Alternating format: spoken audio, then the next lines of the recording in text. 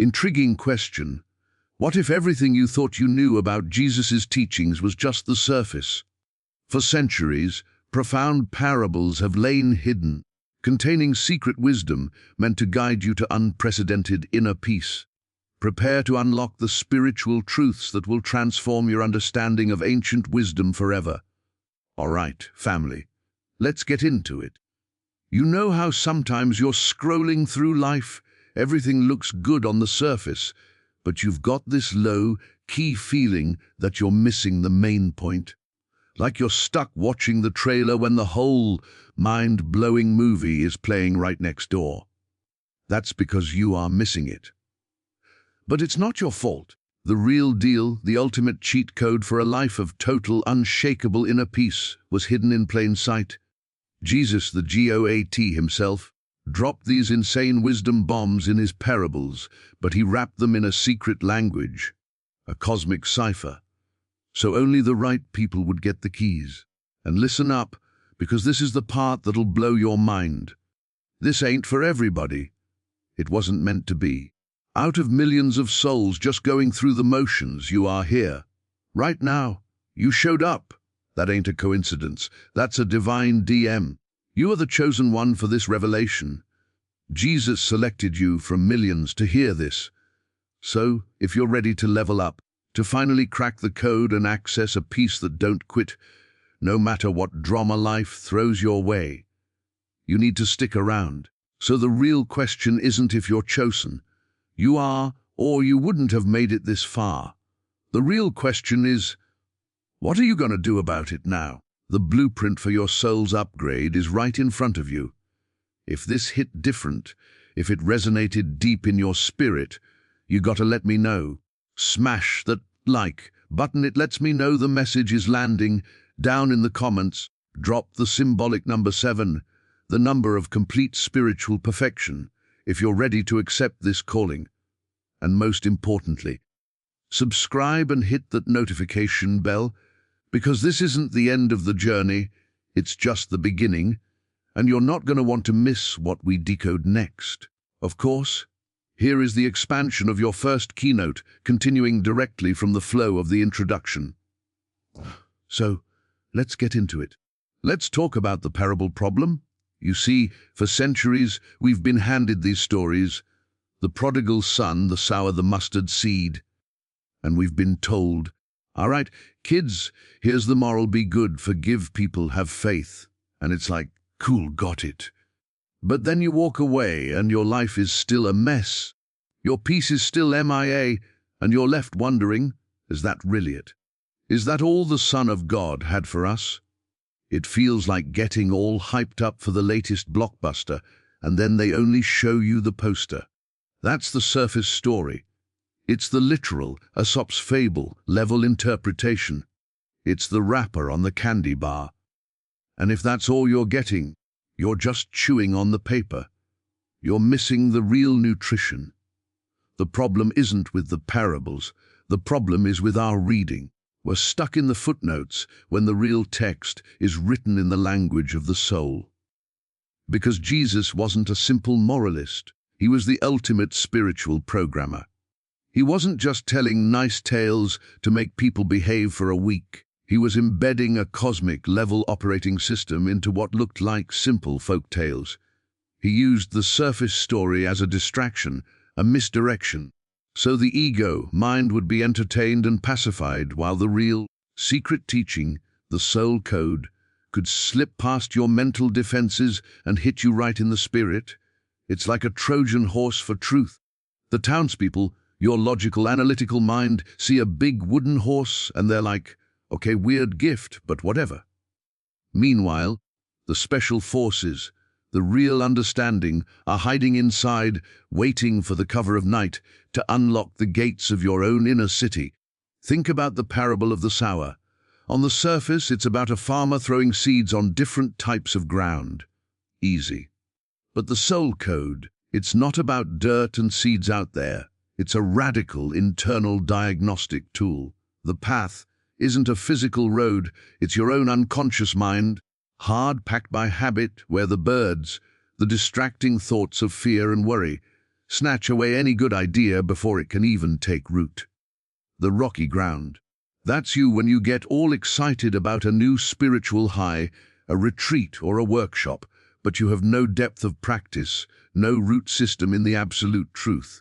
So when the heat of life's drama turns up, your whole vibe withers because it was built on a temporary feeling, not a permanent knowing. The thorns. Man, that's the big one. That's the cares of the world, the deceitfulness of riches, the chase for more. The endless scroll through social media comparing your behind, the scenes to everyone else's highlight reel. These thorns choke the absolute life out of the word of truth within you. They don't just distract you, they suffocate you. And then there's the good ground. This is where the cipher gets cracked. It's not about being a good person. It's the individual whose consciousness has been prepared, tilled, and freed from the rocks and thorns of external seeking. It's the one who hears the word, the logos, the divine pattern, and understands it inwardly. This understanding isn't an intellectual agreement. It's a fusion, a marriage between the truth and your awareness. That's when you bear fruit, not just a little, but 30, 60, 100-fold. It happens almost on its own, as a natural consequence of the ground being ready. So you see, the entire parable was never about agriculture. It was a secret map of your own consciousness, showing you exactly where the blockages are that are preventing your innate, God-given peace from flowing forth without obstruction. Now, if that lands for you, if you get that these stories are a secret map of your own consciousness, then a wild question has to pop into your head. Why me? Why am I sitting here right now, suddenly able to hear this? And I'm here to tell you it's not a fluke. This isn't random. You showing up here, in this moment, with these words landing in your awareness, is evidence of a divine algorithm that selected you. You think you just stumbled upon this. You think the algorithm of YouTube or a friend's recommendation is some kind of cold, mechanical accident. Nah, that's just the surface-level delivery system. That's the mailman. The letter itself was addressed to your soul from the source code of creation itself. We live in a universe of perfect, divine order, or not cosmic chaos. Every single thing is vibration, frequency, and a match, your desire for a deeper truth. What nagging feeling that there just has to be more than the daily grind. That wasn't you being neurotic or dissatisfied. That was a ping.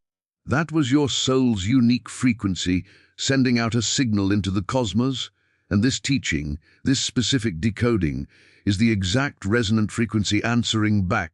You were coded for this. Out of the millions of souls who will hear the surface story and be content with the wrapper, your spiritual DNA was programmed to recognize the real nutrition. You were built with a backdoor in your consciousness, and what we're doing here is just typing in the access code. This is what it means to be chosen. It has nothing to do with being better than anyone else, or more special in the ego's sense. It's about being a specific component in a universal system.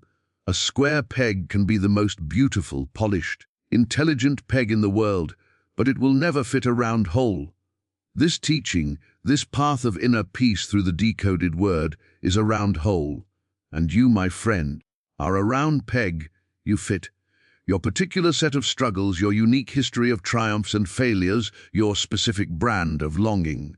It all conspired, but not by accident, but by the intricate design of the divine algorithm, to make you a perfect receptor for this signal right now.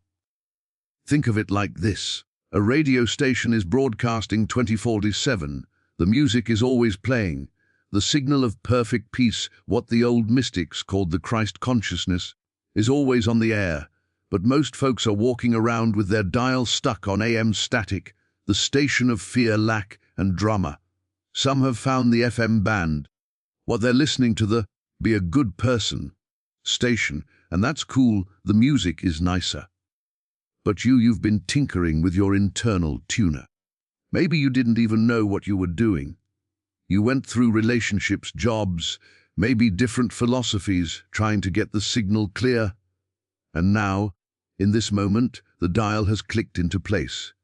The static has fallen away, and for the first time, you're hearing the crystal clear music that was always meant for your ears. You didn't create the music. You didn't build the radio station. But you did the work, consciously or not, to adjust your receiver. The algorithm sensed a receiver coming online that was capable of handling the full bandwidth of the transmission, but it routed the signal directly to you. That's not an accident. That's a divine match. You are the round peg. This is the round hole. The click you feel is everything sliding into place. And this is where we have to get super clear, because the ego is a sneaky, sneaky thing. It hears, chosen one, and it immediately puffs out its chest, starts polishing its crown, and gets ready for its parade. It's ready to start a spiritual leaderboard, to look down on the own, chosen, masses still stuck on the surface.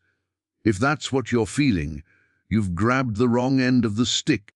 The you that's chosen ain't your ego. It's not the personality, not the resume, not the story you tell about yourself at a party. Well, that version of you is the one that gets offended, that feels lack, that's scared, that's constantly building its identity on a foundation of sand. That's the part of you that's been running the show, and frankly, that's the part of you that this entire teaching is designed to bypass and render obsolete. The you that is selected is something far deeper, far more quiet, and infinitely more powerful. It's the witness. It's the awareness that is reading these words right now. It's the silent, spacious consciousness behind the frantic chatter of your mind. It's the you that was there when you were 5 years old, that's there now, and that will be there when you're 95. It doesn't have a name. It doesn't have a resume. It doesn't have problems. It just is. This is the Christ within. This is the I am that Moses perceived at the burning bush. This is the true self that Jesus was pointing to when he said, "The kingdom of God is within you." He wasn't talking to the ego of the Pharisees. He was pointing to that same still point of awareness in them, the same one that is in you, right here, right now. So when we say you've been chosen, it means this indwelling presence, this divine awareness that is your true identity, has reached a point of maturation. It's like a seed that has been underground, and the conditions are finally right for it to break through the soil and reach for the sun. The ego is the dirt, the temporary shell. The chosen, you, is the life force inside the seed, which was always destined to break out of that limited confinement. This is a calling, not a coronation. It's a summons to a responsibility, not an award for being spiritually gifted. The call is to shift your entire sense of identity, your entire point of reference, from the noisy, needy, fragile ego to this silent, stable, and limitless I am. This is the great pivot. This is the real work. Everything in the external world, and most of our internal dialogue, is designed to keep you identified with the ego. It's a constant reinforcement of the false self. To realize you are the chosen one is to realize that you are not that. You are the awareness watching all of it. You are the space in which the drama of your life unfolds. And when you truly, gut level, get that, the quest for inner peace transforms. It's no longer about fixing the character in the movie, making him richer, healthier, more loved. It's about waking up to the fact that you are the silent, unchanging screen upon which the entire movie is projected. The movie can be a comedy, a tragedy, a thriller. It can be full of conflict and noise, but the screen remains untouched, unmoved, and perfectly at peace. The chosen one is the screen, not the flickering images. And your assignment, now that you know this, is to stop trying to re-edit the movie and to instead rest as the screen. Of course, here is the expansion of your fourth keynote, continuing the flow directly. So the mission becomes clear. We have to learn to crack this cosmic cipher. We have to take the language of the ego, the world of farmers and seeds, of lost coins and wayward sons, and run it through a spiritual decoder to extract the real meaning, which is always about the landscape of your own consciousness. This isn't about learning ancient Greek or Aramaic. It's about learning to translate everyday language into the vocabulary of the soul. The code isn't buried in a desert cave. It's hidden in the plain sight of your own awareness, waiting for you to see the pattern. Think of it like this. Your normal mind, your analytical brain, is like a basic off-the-shelf computer. It's great for processing the surface world, paying bills, having conversations, navigating social media. It operates on binary code, good, bad, win, lose, mine, yours. But the parables, the secret teachings, are written in a quantum language. They operate on a logic that transcends duality. To run this software, you need a different kind of processor. You need to boot up from the heart, from that place of pure awareness we just talked about. You're shifting your entire operating system from Windows to Christ, Consciousness OS. Let's take a classic example and break the code wide open. The parable of the lost coin. On the surface, it's a simple story. A woman has 10 silver coins, loses one, tears her house apart looking for it, and throws a party when she finds it. The ego mind hears this and thinks, okay, so God is like the woman, and we're the lost coins, and heaven throws a party when a sinner repents. And that's a nice, comforting story. But it's still a story happening out there, with a God out there. It keeps you in the duality of seeker and sought, lost and found. Now, let's crack the cipher. The woman is not a figure outside of you. The woman is your own soul, your individualized expression of the I am. The 10 coins represent the complete, divine power and wholeness that is your birthright. The worn, lost coin is a specific facet of your own Christ nature that has become obscured, forgotten, buried under the dust of false beliefs and worldly identifications. You've been identifying with the ego for so long, you've forgotten you ever had this coin. The house is your own consciousness, the frantic searching with a lamp. That's the light of your own illumined awareness, your willingness to look intently into every dark corner of your own mind, your fears, your prejudices, your attachments, to find what was lost, and the celebration with friends and neighbors. That's the inner joy, or the profound peace and integration that erupts within your entire being when you reclaim that lost aspect of yourself. The party isn't thrown by an external God. It's the natural, harmonious state of a consciousness that has become whole again. This is the cosmic cipher. Every single element in the parable is an internal symbol. The coin was never really lost in a physical space. It was lost to your awareness. It was always there in the house of your consciousness, just covered in dust. The entire drama of loss, search and discovery is an internal, psychological and spiritual process. This is the secret teaching. Peace isn't something you find by cleaning a physical house or by a deity externally returning your property.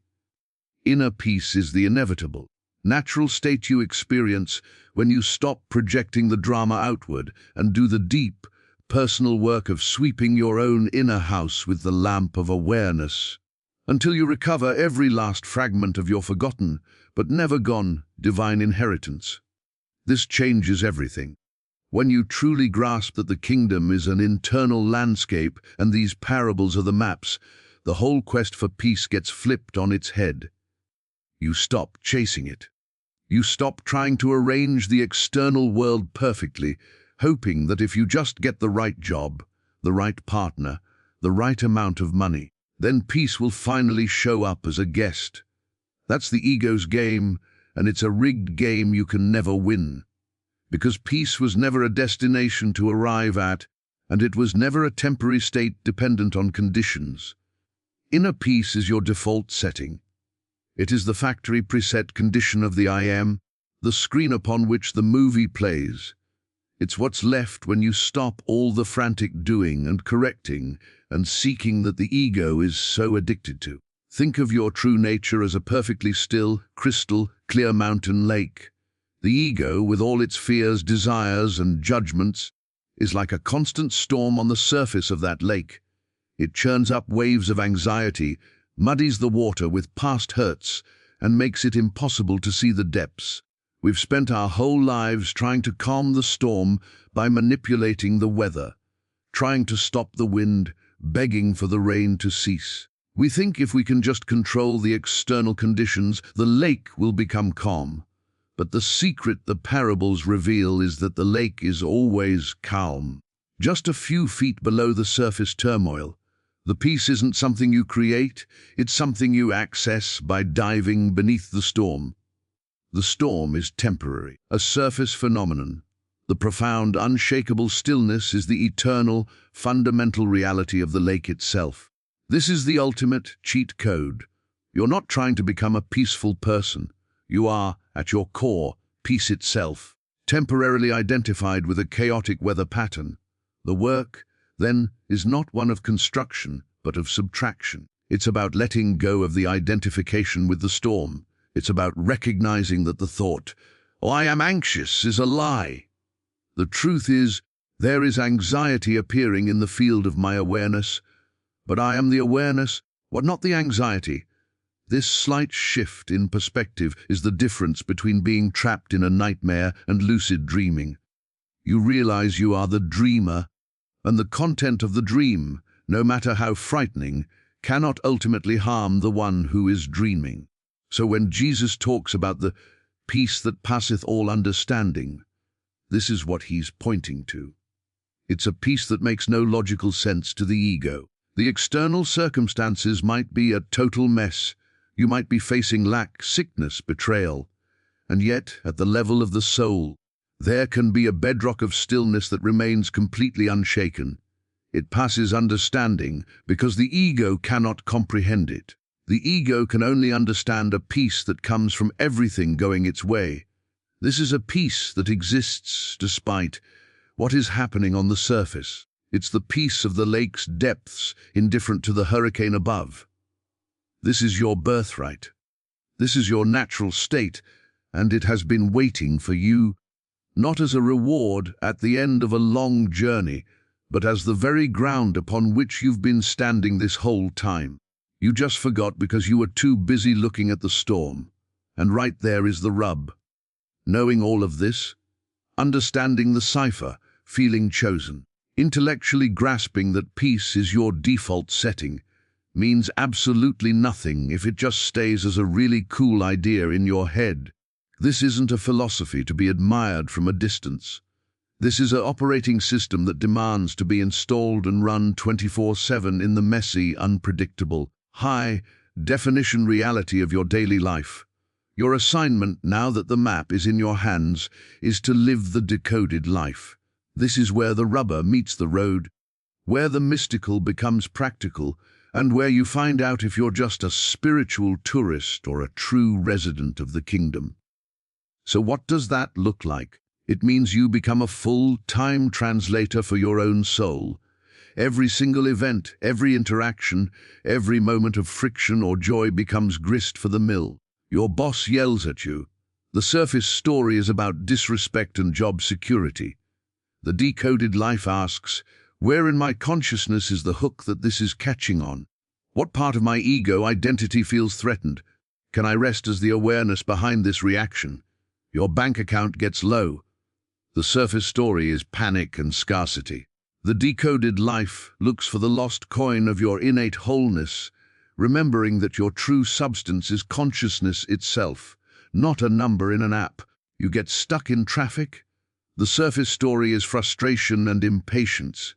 The decoded life sees it as a forced opportunity to practice being the still screen, not the frantic movie character. This is a moment-by-moment practice. It's bringing the light of the parable of the lost coin into your own mental house a dozen times a day. It's remembering you are the good ground when the thorns of worry and anxiety start to poke through. It's not about building a perfect, sterile life where nothing bad ever happens. It's about developing a completely new relationship with life as it is. You stop being a victim of circumstances and start being a conscious witness and participant in the unfolding of your own awakening.